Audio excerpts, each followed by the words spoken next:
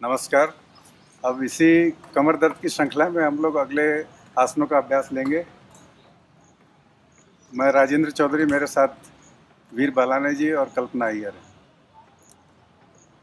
अक्सर सामने की ओर झुकने की वजह से हमारे कमर में दर्द हो जाता है और लिखने का कार्य करने से या महिलाएं जो रसोई का कार्य करती हैं उससे गर्दन में भी दर्द हो जाता है। उसके निवारण के लिए हम लोग जो अभ्यास करने जा रहे हैं वो दोनों करके बताएंगे। प्रथम लेट जाएंगे पेट के बल, भुजंग आसन का अभ्यास होगा।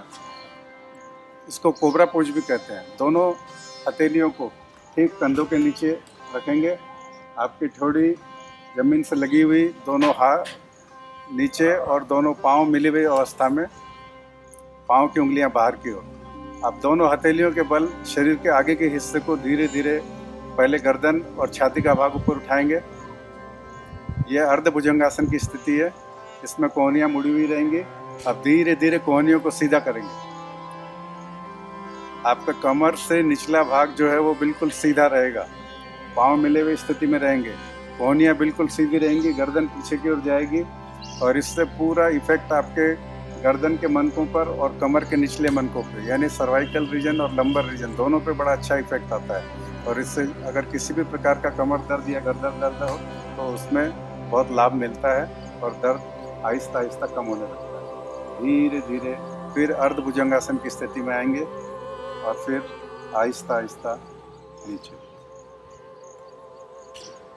अगला आसन है शलभासन।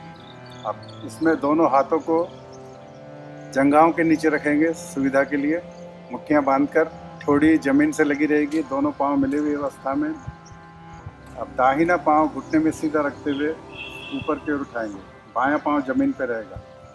आपकी मंकी बोन जो है, यानी कमर की हड्डी, वो जमीन से ही लगी हुई रहना चाहिए। सिर्फ पांव ऊपर की ओर उठेगा। कुछ देर उठा के रखेंगे। आहिस्ता आहिस्ता दाहिना पांव नीचे।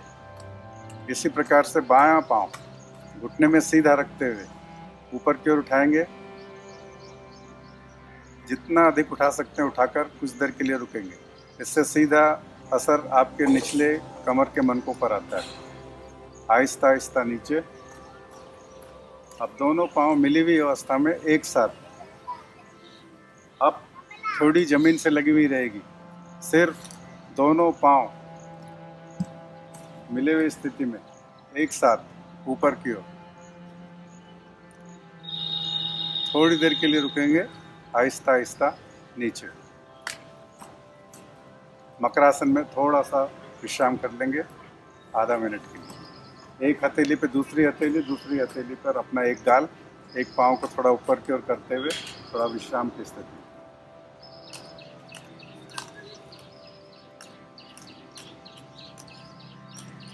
सजग हो जाएंगे और करवट लेते हुए उठकर बैठ जाएंगे। बैठकर दो आसनों का अभ्यास होगा।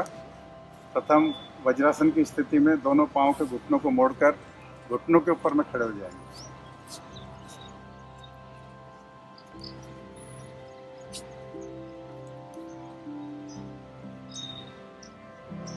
आप दोनों हाथों को फोल्ड कीजिए। बाएं हथेली को दाहिने दंड पे रखेंगे।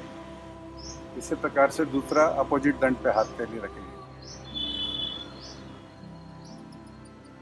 पाँव को घुटनों को मिला के रखिए और कमर से अधिक पीछे की ओर जाएंगे।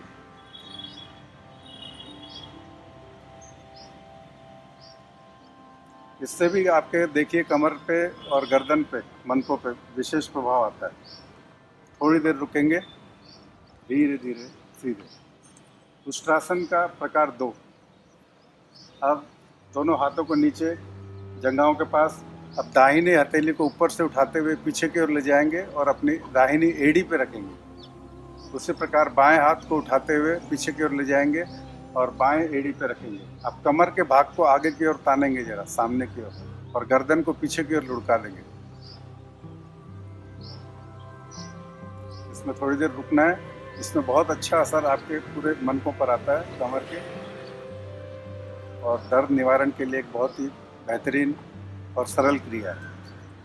धीरे धीरे फिर बायां हाथ निकालेंगे ऊपर से लेके नीचे की ओर लाएंगे, उसी प्रकार से दाहिना हाथ निकालेंगे और वज्रासन में बैठ जाएंगे। अगला आसन है चकोर आसन। चकोर आसन में भी आपके कमर पे बड़ा अच्छा असर आता है। तो प्रथम दाहिने पांव से करेंगे। दाहिना पांव घुटने में मुड़ा हुआ रहेगा और बाएं पांव को पीछे से सीधा कर लेंगे। दोनों हाथों को चकोर पंछी की तरह बिल्कुल फैला लेंगे। अब कमर से पीछे की ओर जाना है और गर्दन को भी पीछे की ओर ले जाना है। जितना अधिक जा सकते हैं उतना जाने की कोशिश कीजिए। चकोर पक्षी हमेशा चंद्रमा की तरफ ही देखता है, तो आकाश में आपकी नजर होगी। इस पक्षी के नाम से आसन दिया गया है चकोर आसन। तो कमर और गर्दन दोनों पे बड़ा अच्छा असर आता है। धीरे धीरे गर्दन सीधी करेंगे, दोनों हाथ नीचे की ओर, पिछला पांव सीधा कर लेंगे। अब दूसरे पांव से इसी क्रिया को दोहराना है। बायां पांव घुटने में मोड़कर सामने की ओर, दाहिना पांव पीछे की ओर, दोनों हाथों को पसार लीजिए पक्षी के पंखों की तरह और कमर से पीछे की ओर जाएंगे, गर्दन को भी पीछे की ओर ले जाएंगे। अधिक से अधिक पीछे की ओर ले जाते हुए नज़र को आसमान की तरफ स्थिर कर देंगे और थोड़ी देर के लिए रुकेंगे।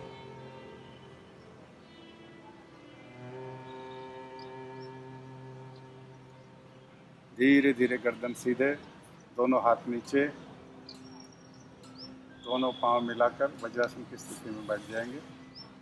तो ये हुए आपके कमर दर्द और गर्दन दर्द को मिटाने के लिए कुछ आसनों का अभ्यास। इसका अभ्यास कीजिए। आपको कभी भी जब कमर दर्द होता है तो इसका अभ्यास करने से आपको उसमें बिल्कुल रिलीफ मिलेगा। धन्यवाद।